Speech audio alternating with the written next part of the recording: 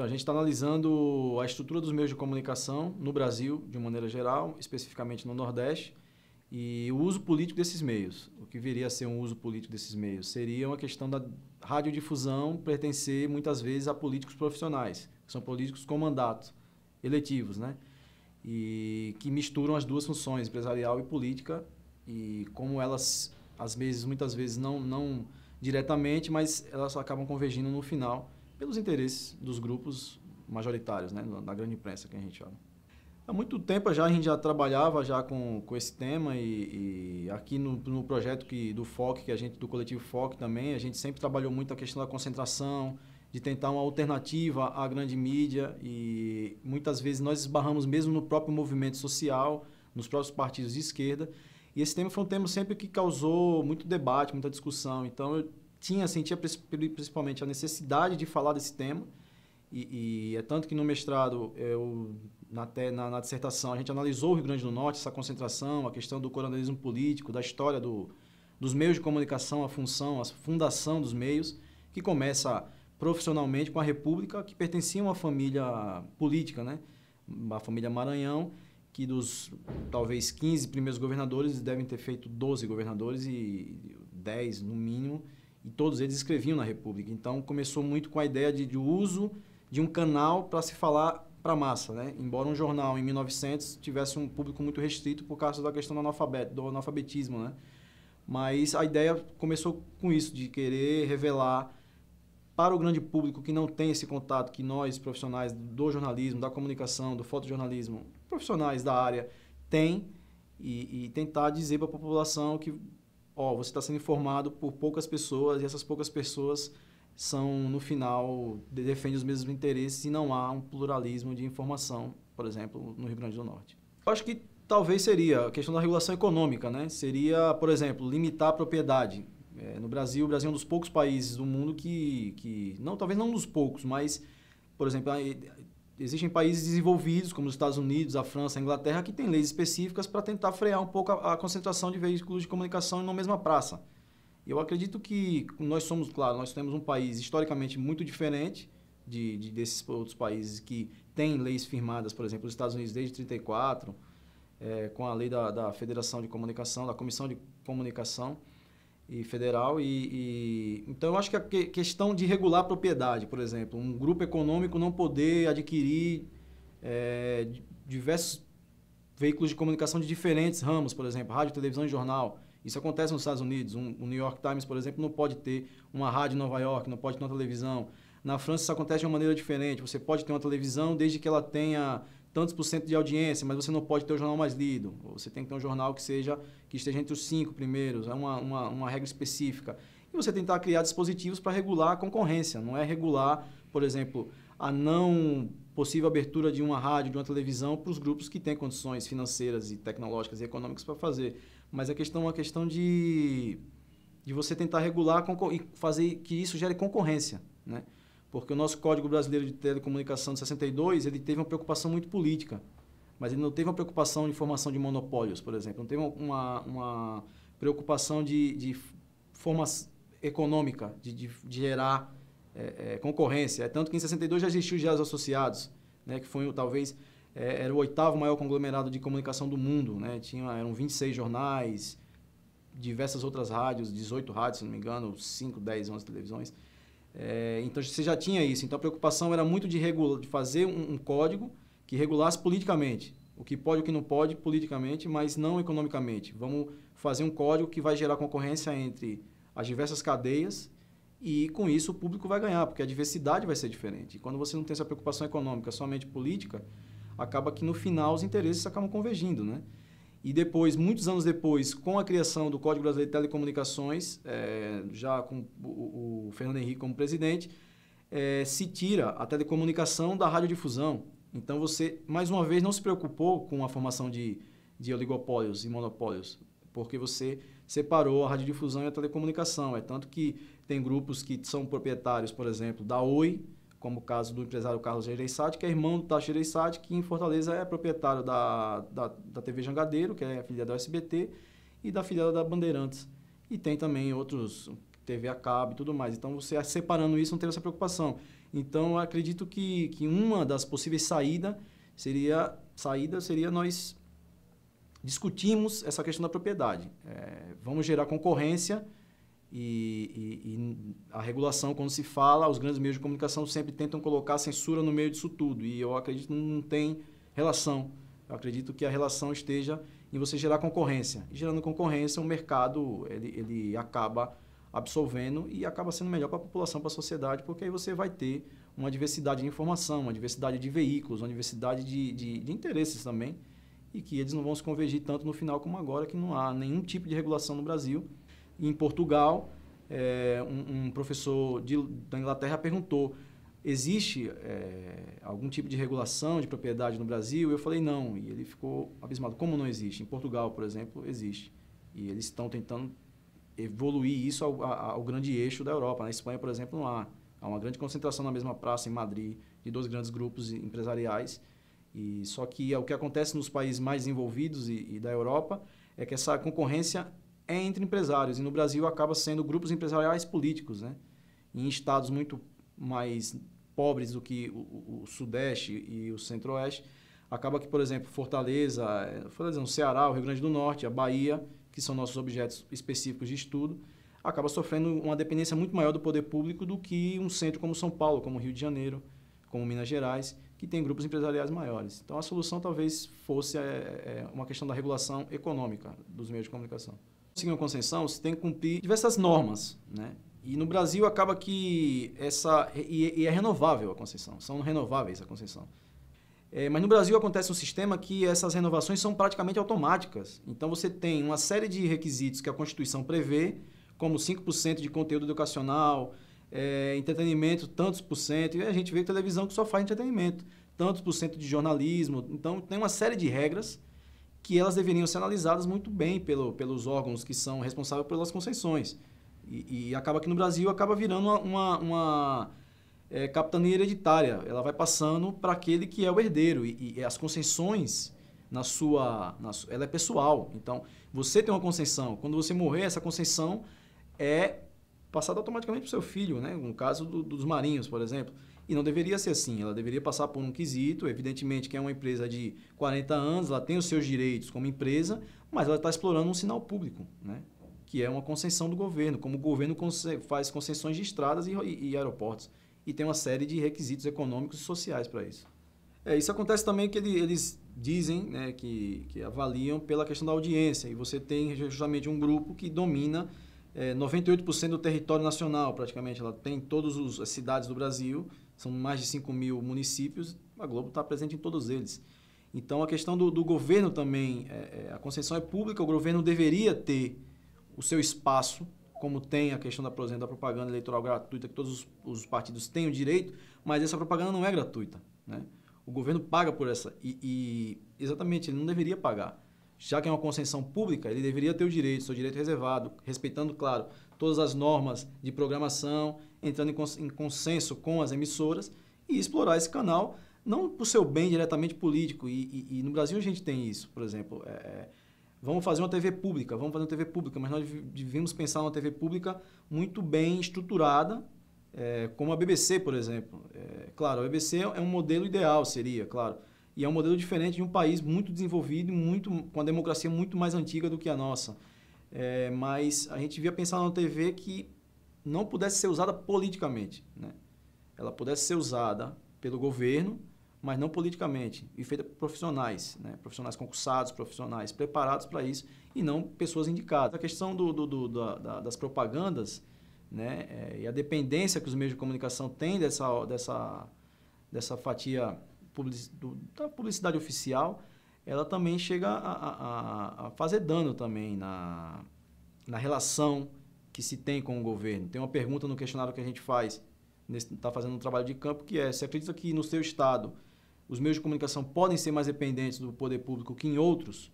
E a maioria das pessoas respondem sim, aqui em Natal, em Fortaleza, e na próxima cidade que nós vamos é Salvador, e lá provavelmente vai ter esse mesmo viés. As pessoas vão dizer sim, porque os meios não se mantêm economicamente sozinhos, eles dependem do poder público. E isso também deveria haver uma regulação e um equilíbrio maior dessa distribuição de publicidade oficial, o que também é normal, mas, por exemplo, uma emissora não pode levar em 10 anos R$ 1 bilhão de publicidade e a segunda colocada em audiência levar 500 milhões. É uma diferença, é o dobro, e isso faz uma diferença abismal em termos de qualidade de investimento, de desenvolvimento tecnológico e de conteúdo também. O que a gente tem percebido, por exemplo, em Natal eu morei aqui, eu conheço pessoalmente o mercado aqui, porque eu convivi aqui, trabalhamos juntos inclusive, mas em Fortaleza, que é um mercado que eu sempre não analisei profissionalmente, e sim como um visitante, um turista que comprava e consumia meios de comunicação, o que a gente percebe lá é que essa concentração ela afeta muito o trabalho jornalístico, né? E isso estou falando pessoalmente, não estou falando dos dados que nós escolhemos porque a gente não analisamos ainda os dados, mas pessoalmente interfere. Por quê? Por exemplo, você tem um grande grupo de comunicação no Ceará, que é o Grupo Verdes Mares, que ele detém a TV Verdes Mares, que é filiada da Rede Globo, eles têm um canal de menor expressão, que é local, que é a TV Diário, eles têm rádios e eles têm o Diário do Nordeste, que é um jornal tradicional, um jornal muito lido, inclusive em outras capitais do Nordeste. Então, a concentração é muito grande, né, nesse sentido. Não é uma família política, diretamente, é uma família, um grupo empresarial muito grande, riquíssimo, mas que uma das herdeiras é casada com um político, um senador, que é o Tasso Gereissati, que também tem os seus meios de comunicação. Então, é muito difícil você diferenciar os grupos econômicos e políticos. Então, essa relação, um dos entrevistados usou a expressão, e eu boto entre aspas, porque a gente não pode, nesse momento, tomar juízo de valor, mas ele fala a relação entre os meios de comunicação e a política no Ceará, por exemplo, é promíscua. Essa foi a expressão que ele usou, entre aspas e tal. E por quê? Justamente por isso. Porque acaba que o trabalho, acaba que num momento ou no outro, se não há uma manipulação, e manipulação de você escrever a sua matéria, você sair, ela ser totalmente mudada e assinada pelo seu nome, e você não estava lá presente, desde esse que é o máximo que mais absurdo que pode acontecer, até pequenas sutilezas de dizer, ó, essa parte não pode, você quando for fazer essa matéria faz isso, não foca desse jeito. Um direcionamento mais político realmente para o viés de reportagem. O que eu conversei com muitos jornalistas lá é que, e é um preceito na nossa profissão, é que o repórter escreve a matéria como ele acha que ela deve ser escrita. Se ela vai ser editada pelos superiores editores, é outra questão, é uma questão de sobrevivência profissional. Mas você tem que escrever a matéria como ela deve ser escrita. E acaba que no final, antes disso acontecer, há muito alta censura também. De você saber, isso aqui não vai poder entrar, então eu não vou tocar nesse tema. E isso no final prejudica aquele que vai consumir o produto final, né? Que é o leitor, que é o telespectador, o ouvinte. Uma das caixas negras da radiodifusão brasileira são a propriedade das rádios comunitárias. Existe uma lista no Ministério da Comunicação de todos os proprietários oficiais de radioconcessões comerciais e de comunitárias. As rádios comunitárias, a maioria dos nomes eles não são preenchidos. Existem a frequência, algumas existe o nome fantasia e algumas não existe nem o nome fantasia nem o nome do proprietário, né?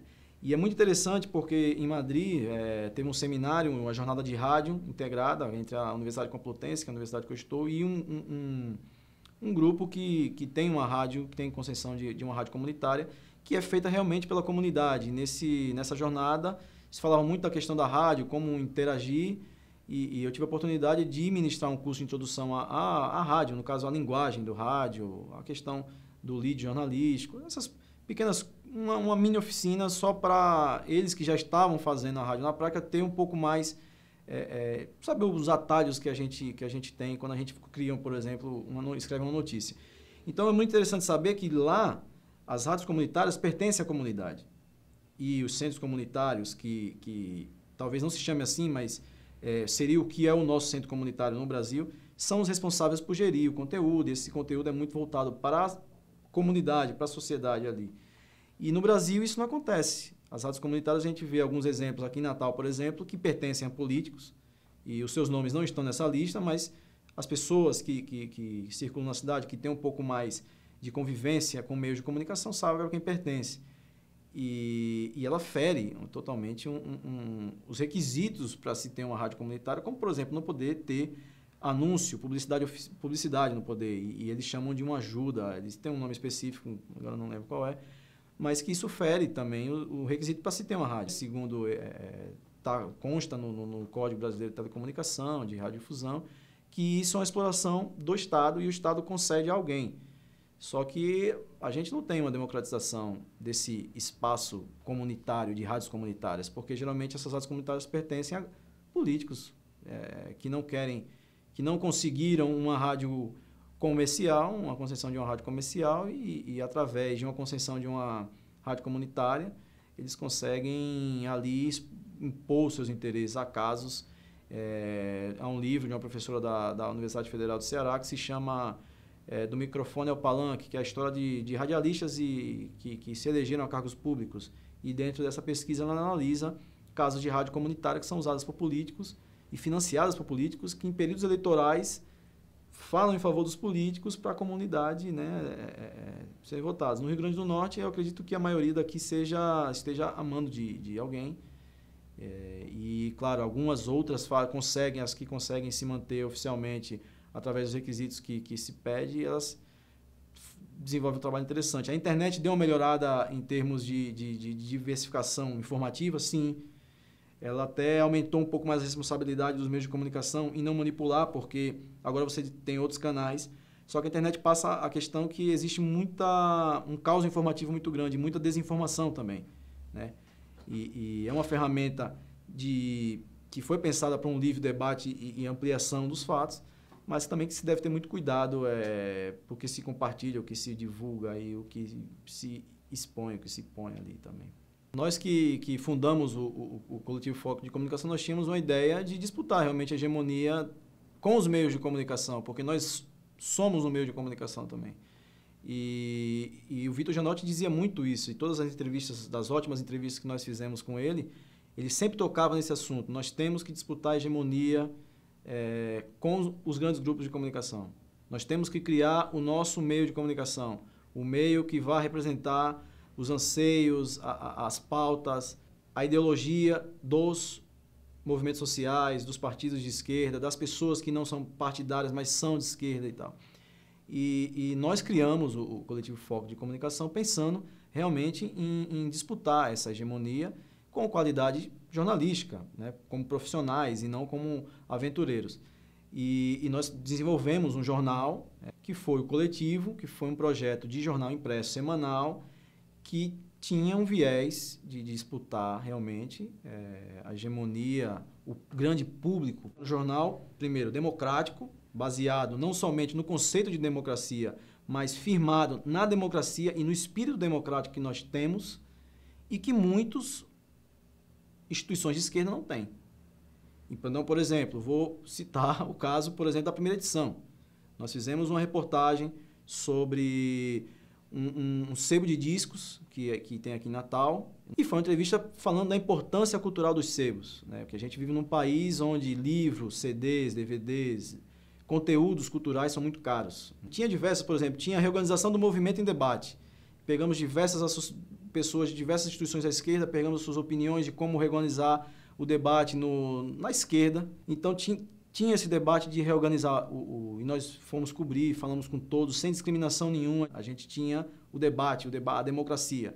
E nós passamos por isso, desse dono desse sebo ser filiado a um partido de esquerda e o outro partido dizer que nós éramos filiados a esse partido ou estávamos defendendo a bandeira desse partido, enquanto a matéria falava sobre cultura.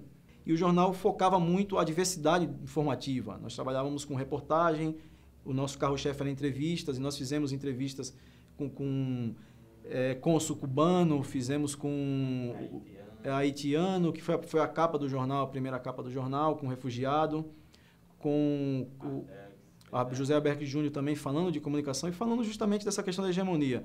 Há um discurso de que a grande imprensa não nos dá espaço para nossas causas, mas eles estão no papel deles. Vamos falar do jornal, que é uma propriedade privada, não de uma radiodifusão, de uma concessão, que aí teria que abarcar todas as correntes ideológicas, as minorias, todos os movimentos sociais, coisa que não acontece, mas deveria acontecer. Mas vamos falar de um jornal, que é uma propriedade privada e não necessita uma concessão estatal. Eles estão no papel deles. Somos nós, como ditos muitos de esquerda, socialistas, que temos que criar o nosso. E nós criamos um veículo que estava à esquerda realmente e que nós tivemos muito problema com isso, porque dentro da própria dita esquerda existem outras várias esquerdas e sempre se via um interesse por trás de uma notícia de uma reportagem que tinha um viés totalmente cultural e se voltava porque há muito preconceito dentro da própria esquerda. E eu falo da minha experiência em Natal, eu não sei como é que é em outros lugares, né? A questão política diretamente com os movimentos sociais, os próprios sindicatos. Então, esse discurso de purista, inocente, de dizer, não, nós somos, eles não nos dão espaço, vamos batalhar o espaço. Não, nós não temos que batalhar o espaço neles. Eles estão fazendo o papel que eles se propõem a fazer e que nós tínhamos o propósito de ser uma mídia alternativa. Ah, era alternativa porque era amadora? Não. O alternativo quer dizer, nós somos uma alternativa ao que se tem no mercado, né? E nós somos democráticos, nós somos livres, porque nós não tínhamos interesses políticos, econômicos nenhum. Era um projeto que nós tínhamos como ideológico, era um projeto ideológico, eu acredito, mas era um projeto ideológico macro, que não tinha viés partidário, que não tinha viés governamental, que nós não íamos nos candidatar a nenhum cargo, entendeu? Porque nós acreditávamos que nós acreditamos que a nossa função é social, que o jornalista é o defensor da sociedade diante dos 3 poderes constituídos. E por isso que nos foi dado o 4º poder, entre aspas, nos foi dado o 4º poder, o poder de vigiar os outros 3. Não foi para exercer poder, como muitos jornalistas acreditam, que nós somos o 4º poder porque nós mandamos, nós somos poderosos. Não, nós não somos poderosos. Nós somos o 4º poder porque nós temos que vigiar os outros 3. Nós somos o cão de guarda da população. Somos nós que vigiamos os 3 poderes. E que a sociedade tem que vigiar o 4º poder. E tem um livro do Nelson Traquina que diz quem vigia o 4º poder. Mas é um projeto até hoje muito firmado na diferença de opiniões, no debate aberto. E no debate de ideias, não no debate pragmático de conceitos partidários, né? Em manuais partidários. Acho que o saudoso Vitor Gianotti, eu acho que ele chegou a conhecer o jornal e conversando nos bastidores com ele dizia que não entendia por quê. E o José Alberto Júnior falou isso numa entrevista para nós também aqui em Natal, que se a esquerda consumisse os produtos midiáticos da esquerda, a caros amigos, que tem o slogan A Primeira Esquerda, não teria tiragem tão pequena como tem. Ela seria a revista mais lida do Brasil se todos os que se dizem de esquerda consumissem seus produtos.